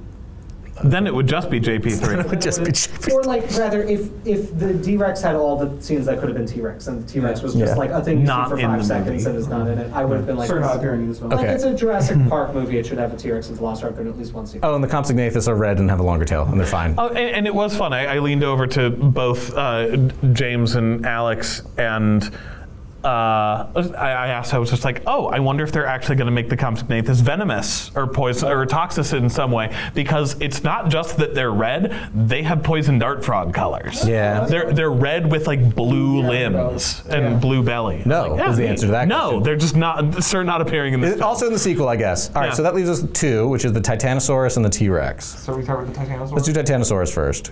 I will say before like on the Titanosaurus, I think that it was really interesting that this movie, I think, is the only movie in any Jurassic franchise that actually took the anatomy of one of their animals into account in even choosing the filming location for this, in that they refused to show sauropod feet at bless 'em. all because they put them in grass that was as big as the people. Oh. And I guess there's an Apatosaurus. It looks like the ones in Jurassic World. being yeah, which forgotten. is bad. And they call it a brachiosaur. And that when they did that, I was like, oh, this first watch when they're like, oh, Bronto Billy, like that's a fine name for it. That's a cute name. Bronto Billy is like collapsed. He's the last surviving sauropod in North America. Punch me in the face.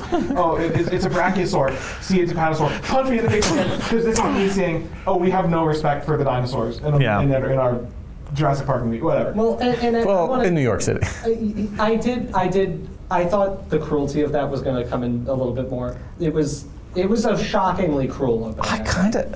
I mean, I that is liked like it. a background detail. I mean, it's incredibly bleak. Yeah, but like the graffiti Yeah. dying Apatosaurus with like the hazmat team just spraying it down. No, there's a lot of like Yeah. sauce. If they had just like taken a little longer to make this movie, it could have been. Anyway, Well, sorry. yeah. Titanosaurus. Titanosaur. I thought the Titanosaur was great. Wonderful. I loved it. Yeah. Well, I questioned some of the design decisions, but I think they made it work despite them. Same. I loved its big stupid. I loved its like fucking tentacle tail. Yeah, it's Using the tails as like a courtship thing is maybe the most. I was like, huh. Maybe they actually did do that. Maybe that's why they had those long tails that like they couldn't hit stuff with. Someone thought about something at least. You mean for tactile things that No, they? not tactile. No. Just like, look at this. Ooh.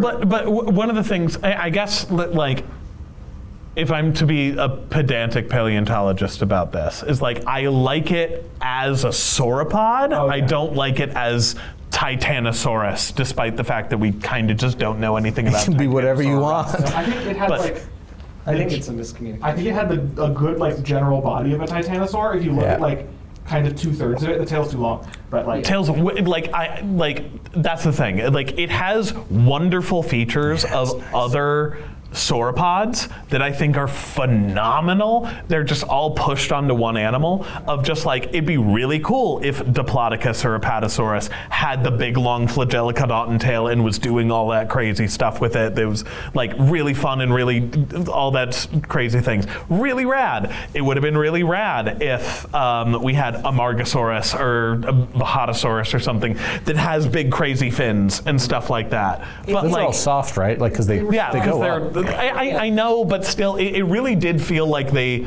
took a greatest hits of other sauropods and put it on one animal, but I still like that design. It worked for me. It worked for me a lot more than this watch. I really liked it. I liked the animal itself. I think in my first watch, and I still maintain this view a little bit, I'm a little tainted because this is the member berries of the Brachiosaurus scene. Yeah. They play the same music. It's supposed to be the, oh wow, it's amazing. And I mean, okay, I sympathize because part of the reason you're never going to recapture the magic of that scene is that was not only the first time any humans in the movie had seen a dinosaur, it was the first time any humans who were watching the movie in the audience had seen a dinosaur like that. Yeah. You can't do that again. I'm sorry, that's the linear nature of time. I just kind of wish that they like, it's well shot and I love the interaction. It's very pretty, it's very nice. I think it's ruined, the dialogue could have been a bit better, but beyond that, like, this is supposed to be like the majesty scene of like, here's how beautiful dinosaurs are, here's this like incredible moment. And it's like, this is like the idea of a dinosaur, but it's not really faithful to any dinosaur. It's like, isn't the idea of a dinosaur cool? It's not like, isn't our understanding of a dinosaur cool? It's like, here's an amalgamation of good-looking sauropod features put on a kaiju-sized animal. Yeah, I need someone to figure out like the actual size of that thing from scaling. Well, it's kind of like, to paraphrase an old joke about Frank Sinatra, it's only 11 tons, but 9 tons is tail. About Amelia, though, what are your thoughts on the Titanosaur? The Titanosaurs. I like the Titanosaur a lot more in the movie than I did in the trailers and in the renders and stuff. I thought it was ugly as shit. And it looked really, really good. And to the conversation that you guys just had about, like that's an amalgamation. I guess part of how I try to, or I guess how I do, because I enjoy these movies much more than you guys on average, the recent ones, is I just don't care what name they're calling the animal. It doesn't matter to me. Like for like a weird freak sauropod that's supposed to be big and look cool, like I don't care what name they're giving it. Like that, it just isn't important to me. The design itself works for big cool sauropod, and like I'm not. I mean, I guess I don't. I also don't interpret it as an amalgamation of characters, like because the fins don't show up all that much, and like that's a very different structure from like the Bahatosaurus or a Margosaurus, like because it's not bony. It's like a little fish sail or like a little lizard fin or something. I don't know. I thought it was neat. It didn't bother me at all. I like that they basically didn't notice that people were there at all. I thought that was great, and I really like that the scene didn't turn into some kind of chaos. Because like, I don't know, you know, Paleo Twitter, they go back and forth on we shouldn't show carnivores as monsters, but also we should show herbivores as monsters. Like, Yeah. pick a side. I don't know, but like, I think this worked. Like, I think it was great that they effectively did not register that people were even there at all, and that just the whole collection, everything just went off without a hitch, no problem. I thought that was great. Okay, so I didn't get much chance to talk about the mutants earlier because, as y'all have probably figured out by now, I've got a bit of a delay. The Wi-Fi's been okay, but it's not great, and this could also be my laptop. I don't know. But in short, I like the mutants a lot. I don't care that the D-Rex is just a Rancor. To that, I say Rancor is cool. I don't know. I like that it has the creepy red lighting in the beginning. I like that it's just kind of bumbling around. Like it's not like again like overall something that I like about this movie is the animals are just kind of minding their own business the whole time. There's not like many chases. There's not many like parts where they feel like monsters. It really like especially like well I'll talk about that scene next. But yeah, the D-Rex at least is just kind of like he likes lights, and like at night there's a bunch of light happening on the helipad, so he goes to the light. And I really like when I like that you never really get a clear shot of it.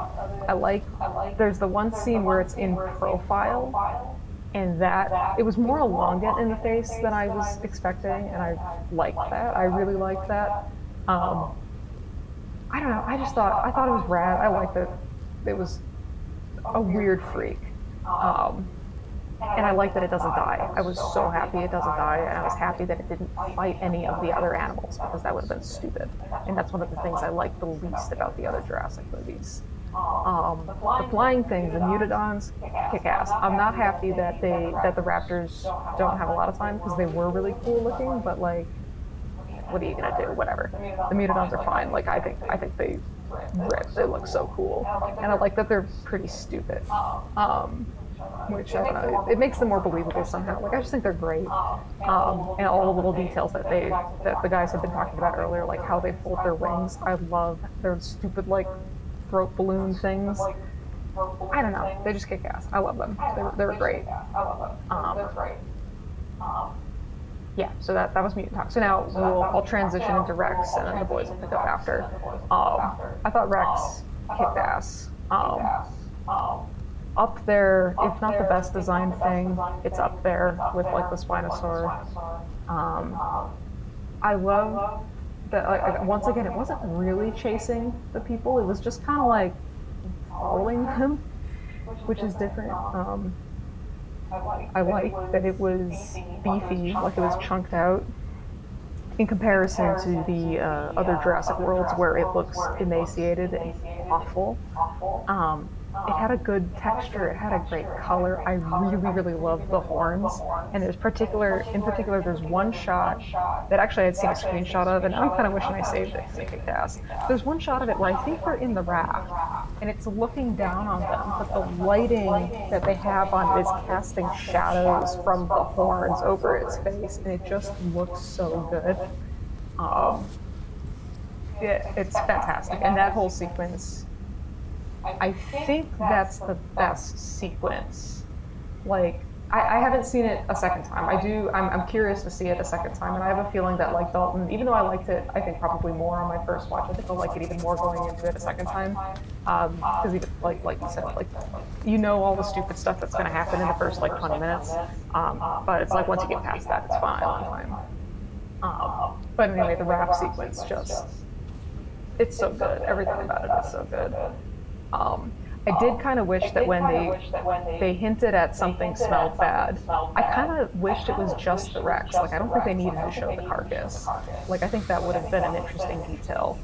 And I think, once again, it's kind of I wish they had shown so much in the trailers, because that also would have been, it would have been more fun. But that's where I will leave it.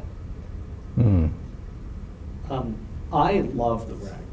Ooh, fantastic. Absolutely. It's so good. I have one minor complaint. I bet I know what it is. I don't love the big iguana scale.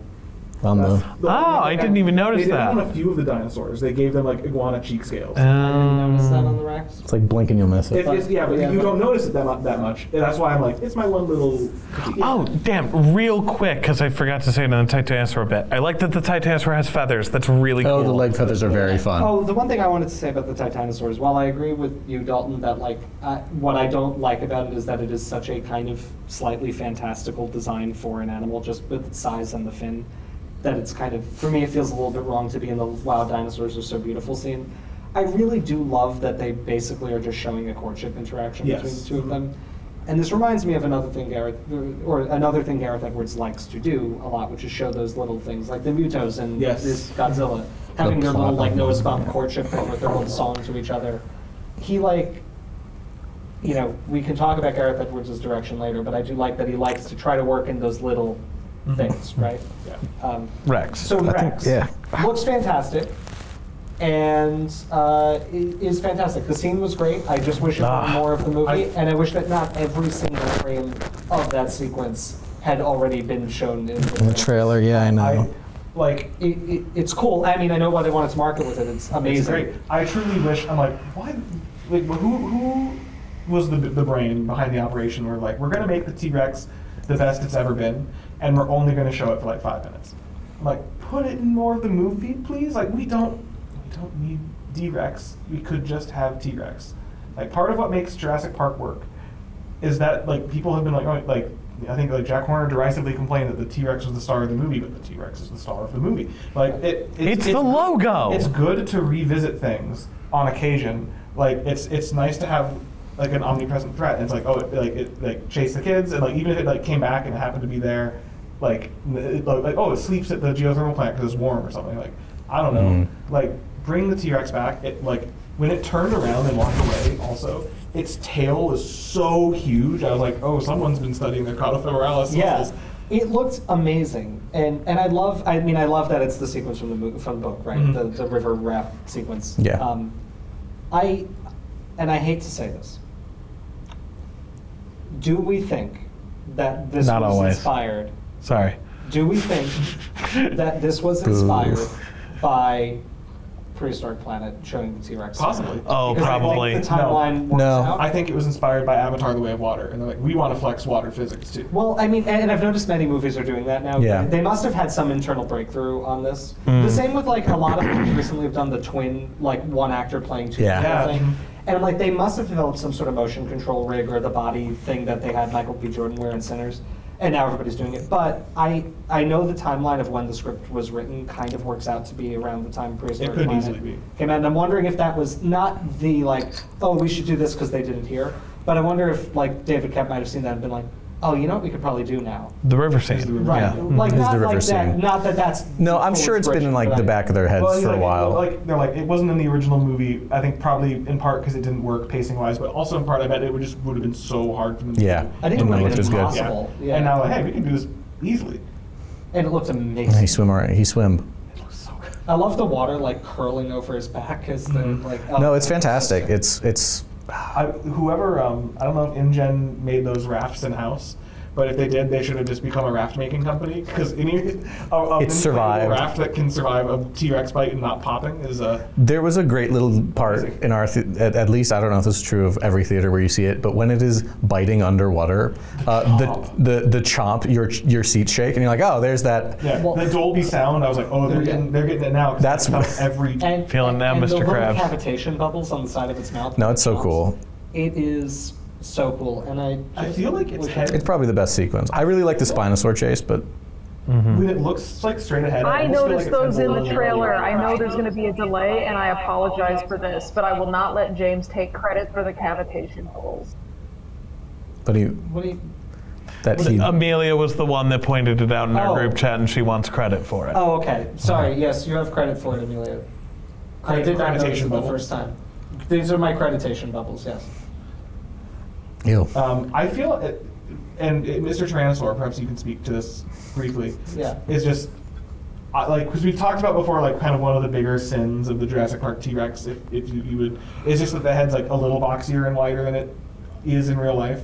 And I mean, this is still obviously that design carried forward, but it felt a little thinner in like when you looked down at like top view. I don't know. Maybe I'm daydreaming. It might have been. I mean, I don't think we got a good enough look at it for me to Okay. really know. But it looked. I mean, it looked like a Jurassic Park T-Rex. But my lord, it looked like a good Jurassic Park T-Rex. Yeah. Some asset artist will like upload the. Yeah. The STL. Yeah, and then we eventually. can compare and contrast. So that's all the dinosaurs, I think. Good. And we'll edit Amelia in where it makes sense in the video as much as I can, because the delay has been very difficult. Viewers, in case it comes through in the final edit, Amelia's Wi-Fi is induced a like 2 to 5 second delay, and it's nearly impossible. Sometimes even closer Sometimes to 10 or closer to- 15. Yeah, it's been difficult, and we are pushing through. And speaking of pushing through, let's finish this video. Yes. Let's do it. Do you want to go on a soapbox? I Do we do. want to reset the camera? It did the final thing. I think It did we're the fine. final thing. We're good. We'll do the short version of this. Hey, you out there in movie land. In 2010, Gareth Edwards directed and wrote this movie called Monsters, which is pretty good, but it was a small movie and it wasn't a blockbuster. And then, for some reason, which is a thing studios do now, someone's like, hey, we saw that little movie you made. Do you want to make blockbuster action films for the rest of your career? And then they lock them in a horrible little cage and they make them make the same movie over and over and over and over again. Steven Spielberg's first movie was a blockbuster success. And then he was like, I guess this is the kind of movie I made. And then he did Jaws with dinosaurs. And everyone's like, this is great. Well, not Siskel and Ebert, I but thought his first movie was the truck one. Yeah, Jaws was awesome. Jaws was his big success. I know. Yes, but his breakthrough. Anyway, the point here is the range of. There's a lot of familiar stuff in this movie. And not just familiar to Jurassic Park. Yeah, like I was leaning over to Scott to Dalton, and like the last action sequence is just somehow Rogue One again. Yeah. It's like, oh, there's a transit communicator. You got to realign this, and you got to open, and just like every single like just so much. There's so much Godzilla in this. Yeah. Red flares. I like the smoke. I was thinking about how often the dinosaurs were in the water, and I'm like, it's just Godzilla. It's the big lizard in the water swimming around. And then I was thinking about the island and all this stuff, and I'm like, you know what? I bet this guy wants to make a goddamn King Kong movie. Oh Because my I God, can yes. feel it. And I bet he'd make a pretty good one. Yeah. And this is not the Gareth Edward hater hour. This is not what this is. Because he did not write this. Nor did he write Rogue One. And he didn't write Rogue One, and he didn't write Godzilla? I don't think he wrote Godzilla 2014. He wrote Monsters, and he wrote The Creator, which I haven't seen. But the issues in the writing and the characterization are not his. No. It's just that he keeps getting them foisted upon him. it's just that people keep giving him the same thing, and it's just like I'm like, okay, here comes this part, and it's cool usually. Like the big thing coming out of the fog is cool. Yeah. And I liked it. But I kind of feel bad. I don't feel that bad for him because he's making fistfuls of money. But he had monsters, and I don't know. I feel like all these other directors have space to feel out early in their career before they kind of do one thing, and they make a few kinds of movies, right? Steven Spielberg made a movie about an alien and a bicycle that's touching and heartwarming, and then the best thriller ever. Mm-hmm. And Schindler's List. And Schindler's List. Saving Private Ryan. Yeah, I don't know. There's a diversity. Close Encounters. Yeah. No. I think. And I think Monsters is well written. I think his. Yeah. Anyway, sorry. Well, here's my slight counter soapbox. He's never had an enormous financial success, and I think that might be. Did why Rogue One not make fistfuls of cash? Well, I think Rogue One was different, but I think Rogue One might be rightfully seen as that's a Star Wars. It's a movie, Star so it doesn't Wars count. Okay. That's not Sure. the proof He's that gonna you make are money. right. Did the 2014 Godzilla not do well? 2014 Godzilla was a fairly modest success, I think. Okay. He has not had the Spielberg moment of we've taken a risk on you and you've returned boatloads of money, and now you can make the kind of movie you want to make. Right. I think The Creator had a very low budget, and I think it took him a while to find funding for Yeah. it. And this was a contract job. He wasn't even the original guy on this. No. Right? We were It talking probably about that. benefited from his direction. I think think it it did. did, a I think lot. he improved a lot of what could have been rougher. I think perhaps a better director, because there are definitely better directors, could have elevated it more, Yeah. or maybe at least said, okay, there's a lot of things in the script here that we want to Maybe change. imposed some. Well, yeah, he's such a spectacle guy that where I feel his influence matters so much is in what you're seeing on screen. Yes. Not necessarily in the direction of characters, right? Because this, as we've already discussed, has, we'll say, weaker character work.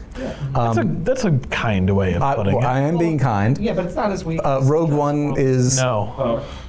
Rogue One is a collection of I like Rogue One. Don't get mad at me, nerds. But it's a mediocre movie until the last 35 minutes where they bang Star Wars toys together and it kicks ass. ATST.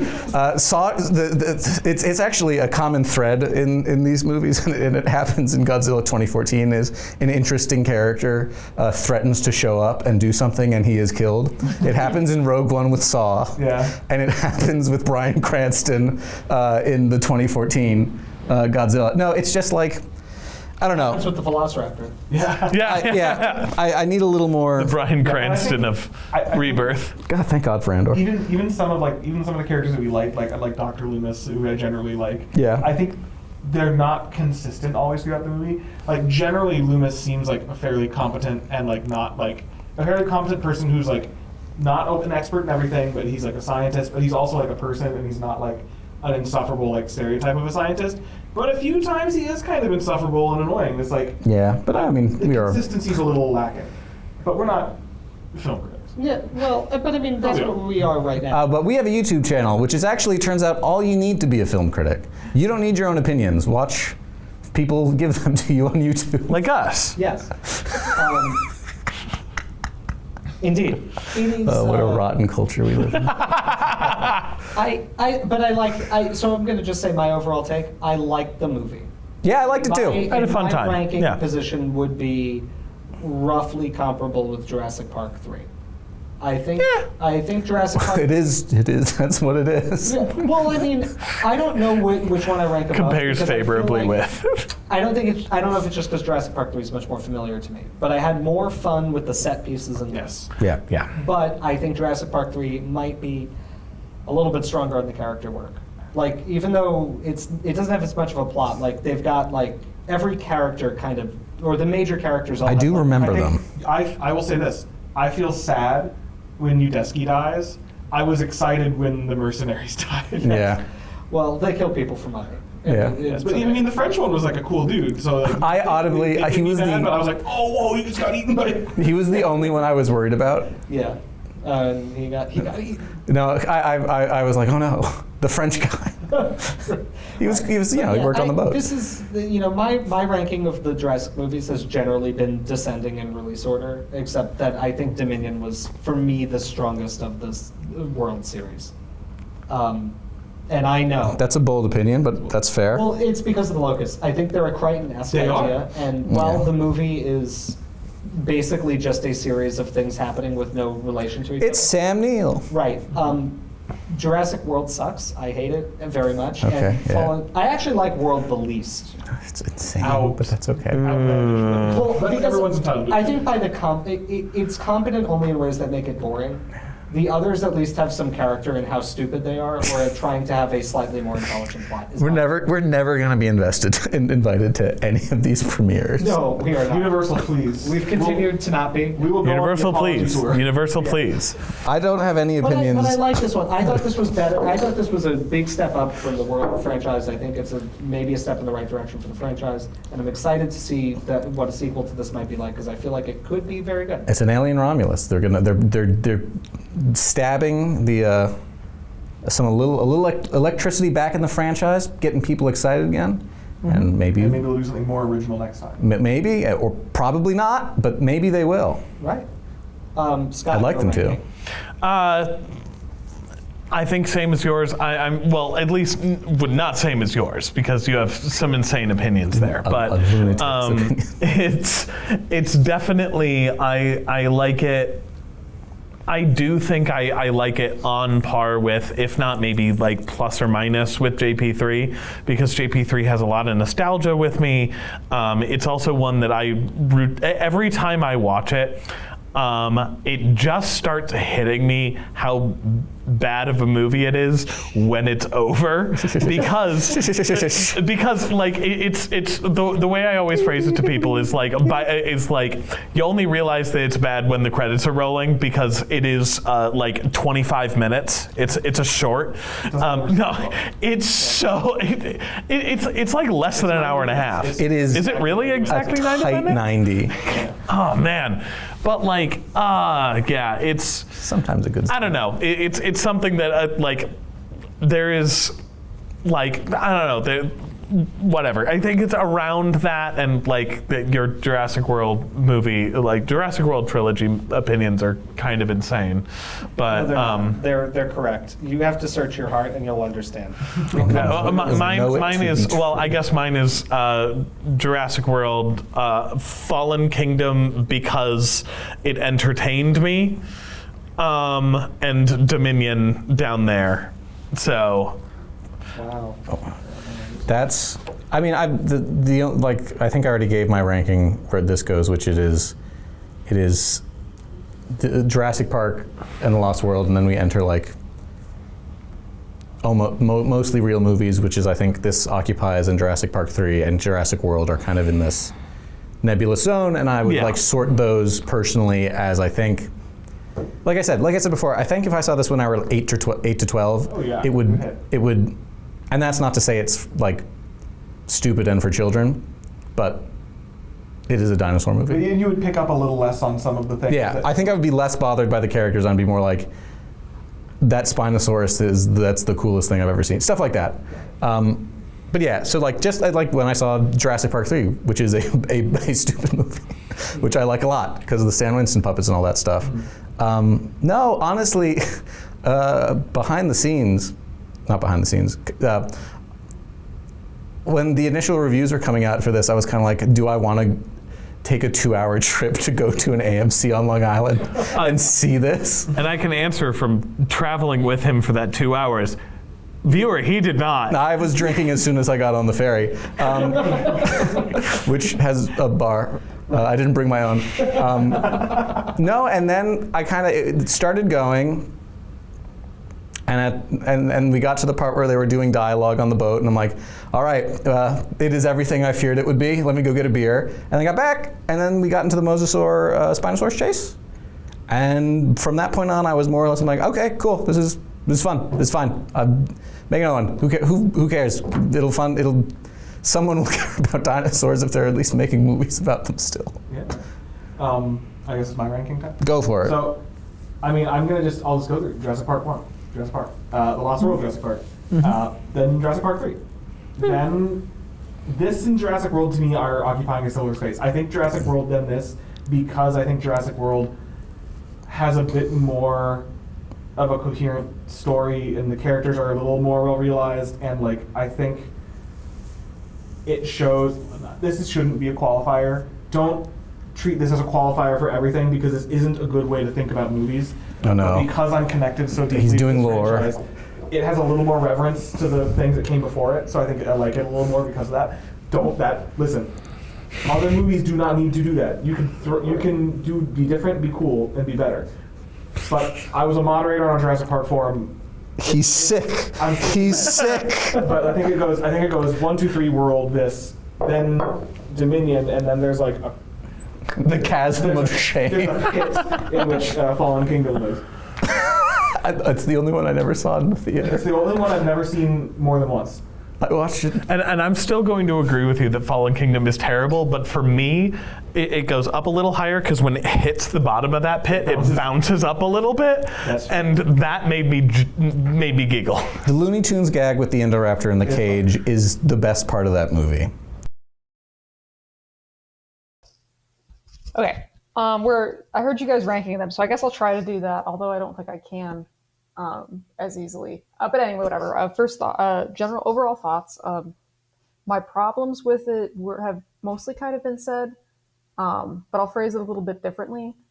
It bothered me that there were what seemed like a lot of loose threads. There were a lot of little things that I think could have been more interesting or could have been like followed up on later. They just kind of weren't. So that was disappointing. But also, again, like I'm not that tore up about it. I'm not as heavily invested in these movies as I think some people are. I liked that. For me, it reminded me of the second Godzilla movie, the King of the Monsters movie, where it's just kind of like, okay, yeah, it doesn't make any sense and some of the dialogue sucks, but you're not here for that. You're here for fun, cool monsters doing fun, cool things, and visually it's going to look cool. And that's what it was. So I had a good time. Let me think here. Yeah, so I think overall I liked it. I want to see how I feel about it a second time, like knowing that that's what its deal is, that it kind of gets the dumb stuff out of the way first, and then you don't have to deal with it the rest of the movie. And I think again overall, I think it's going to be fine. It's going to be great. I think general non-paleo people, I think will like it. I hope will like it. So far, anecdotally, non-paleo people that I know have liked it. And I think it's great that they're depicting a lot more like animal stuff, like just animals doing stuff instead of like big stupid monster fights. Which like, although I typically like the world movies better than these guys, that's the one aspect of them that I just never cared about. Let me think how I'd rank them. Obviously the first one is first. First one is first because it's just the best. 2 and 3, I just never really like them, and I wonder if it isn't for me the lack of nostalgia that these guys have, because like I didn't grow up with those movies like they did. I didn't really grow up with this franchise like other people did. So like those weren't movies that I saw as a kid in the theater and have that attachment to. So maybe that has to do with it. So I think there's kind of a nebulous. This is why I have trouble ranking them, because like I think they all kind of, to me, have different lows and highs. Lows and highs. Like Lost World has some good sequences, but I think it's a little stupid. I think I like it more now on like rewatch than I did like the first time I watched it. I remember like not liking it at all. 3 sucks, but it has the best animals. Someone earlier said that the little pteranodon in this movie was the best. Wrong. It's the pteranodon in JP3. World is just okay, but it's not very interesting. I like the Indominus, but it's just kind of boring. I love Fallen Kingdom because I think it's stupid and fun, and I like the spooky castle half of the movie quite a lot. And I like Dominion. Like, it's just fun. I like the puppets. I like that there are lots of like critters. It's fun, and I like the locusts. I agree with everything that folks have said so far about the locusts. Like, I think that was actually an interesting idea for once in this franchise. And this is where I have a hard time. I don't know where this one fits in because I think the plot was stupid, but I overall really liked the designs. So yeah, honestly, I don't think I can rank them. Like the ones that are not the first one are kind of a smear because I like them for different reasons, and they have different things that are good in different ways. So they're just not comparable to me. I think I could do like each chunk of 3 separately, like the original versus the world ones, and then Rebirth. I don't even know where it fits. Like I think it's solidly. No, I don't. I have no idea. They're just so different, and they're just such a different kind of movie. Like each one of them is too different. I can't. So apologize for that, but I did like this one quite a bit. It was fun. I think we all had a fun time. We did. Watching Jurassic Park Rebirth. Yeah. And we had a fun time recording this video until 1 a.m. Somewhere where we're not sleeping. Is it 1 a.m.? It's Yep. 1 a.m. Almost. Almost. Not quite. Christ on a crack. So we were going. Studio executives, if you see this video and you're like, they're very negative, hire us, and if we can advise on your next cool movie, our tastes and honesty are cheaper than you might think. Yes, indeed. So, thank you all so much for watching this right now. Yes. I need to pull up The patron list? the patron list. I tried on my phone, but I couldn't. So I'm going to just turn Amelia toward me. Before we go, I'm going to thank our patrons of the Skeleton Crew. Without whom we would not have turned our schedules upside down to make this video, which I get to start editing in about 20 minutes. And so I'd like to thank insert nickname, Benjamin Siebser, Christopher Bellis Jones, Aaron Anderson, Adam Olos, Black Spectral Pig, Blacklight Virus, Brett Booth, Camphibia, Chaotic Kaiju, Dinodom, Keaton Taylor, Kevin Preem, King Zashu, Lincoln Rivenbark, Noah Riccio, Swat Pump, Rusty HBK, The Wigster, Touch Connors, Juve, and Zaku Meister. Thank you all so much for your support of the Skeleton Crew. Thank you. And we will see Thanks. you next time There's a movie. when we record something else. Hey, maybe. What if Bye. it's that movie we saw a Bye. trailer Alex, for? We're just talking over Alex. Bye. Bye-bye. For Minute we're not watching that. Not I on. didn't deserve a theatrical trailer. No, Bye-bye. Or theatrical release. Bye.